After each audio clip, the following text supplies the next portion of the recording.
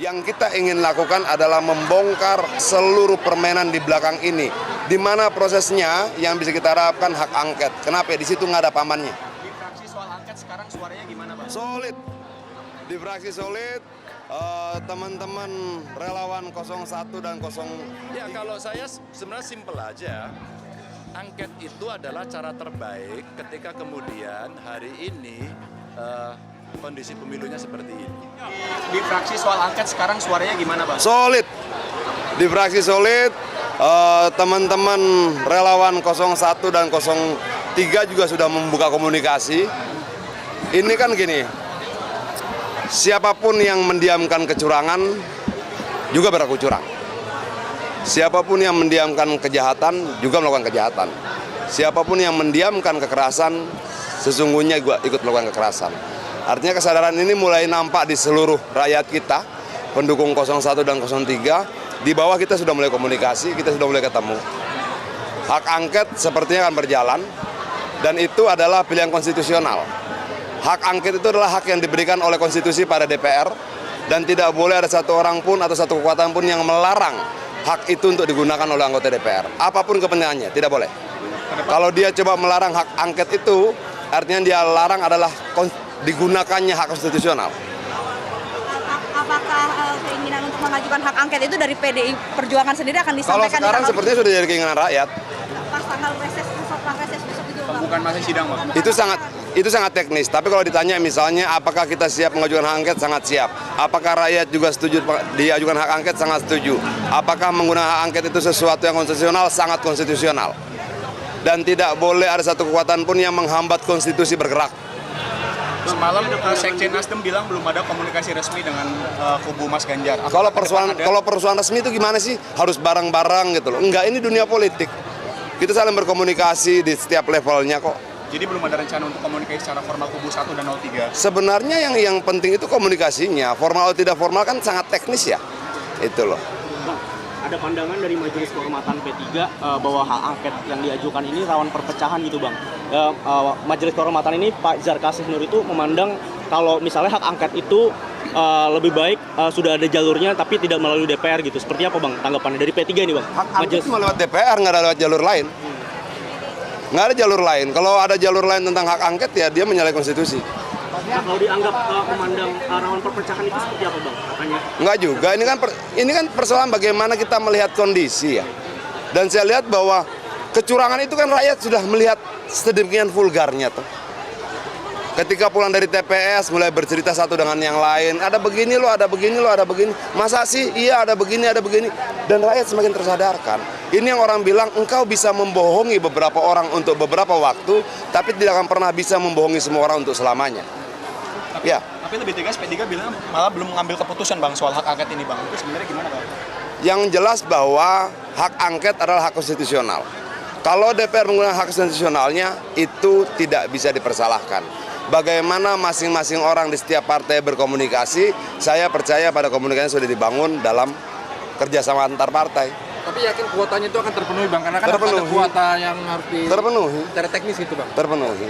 PDIP nggak masalah kalau P3 misalnya nggak mendukung hak angket ini, Bang? Kalau kita yakin semuanya mendukung kok. Hanya memang sebagian sedang menghitung perolehan suaranya di pileg. Tapi semuanya mendukung. Ada kecurangan yang sangat vulgar yang dilihat oleh banyak orang. Terus kita mau memilih berdiam diri begitu?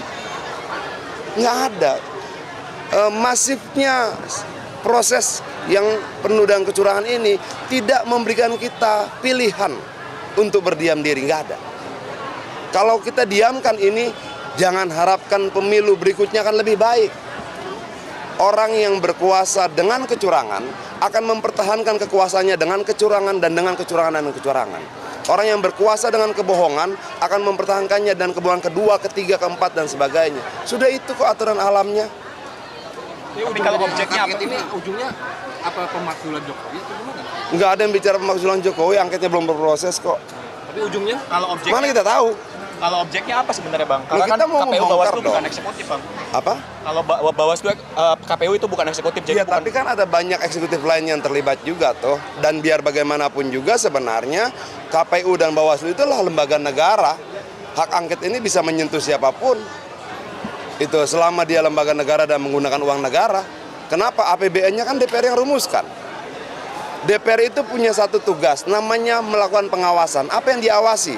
Pertama, undang-undang yang dia putuskan. Dia harus awasi dalam pelaksanaan undang-undang itu ada kesalahan, kelalaian, penyimpangan atau tidak. Kedua, apa yang diawasi? Budget, anggaran. Kenapa dia yang buat? Dia harus mengawasi produk yang dia buat. Berarti termasuk Presiden dan Kementerian Pertahanan dalam hal ini. Loh, semua yang menggunakan APBN berhak diawasi oleh DPR dong. Gimana? Bang, Pak Andi Masa kita buat APBN lalu kita cuek-cuek aja? Bang, Pak Andi Malarangeng kan Demokrat bilang, ini kan dia baru masuk ke pemerintahan ya, dibilang kalau ada partai politik yang koalisi tapi bersikap seperti oposisi, ini menyindir siapa sih Bang? Abang Nggak tahu, yang dimelarangin lah masa gue. Wah, gue pengen ngerokok. Bang, Nasdem, kemarin Nasdem, PKS dan PKB kan setuju untuk hak angket, tapi dari Nasdem sendiri menawarkan ada penandatanganan nota kesepahaman dengan PDIP supaya semuanya itu nggak ada yang lepas di tengah jalan. Kalau formalitas dan teknis, gue nggak mau pusing, itu biar urusan mereka lah. Itu loh. Yang jelas kita tadi sudah konsolidasi relawan dan semua tetap dalam keadaan yang luar biasa bersemangat dan tidak ada satupun yang ragu terhadap pilihan langkah perjuangannya. Itu sudah clear.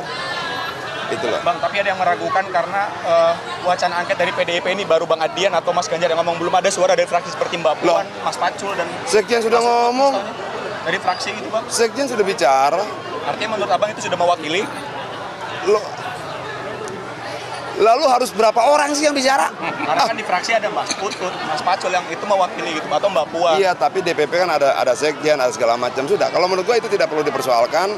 Kita kompak, kita solid. Yang kita ingin lakukan adalah membongkar seluruh permainan di belakang ini.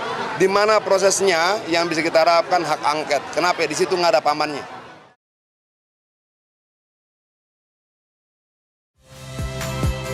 Saya Nitya Anissa, saksikan program-program Kompas TV melalui siaran digital, pay TV, dan media streaming lainnya. Kompas TV, independen, terpercaya.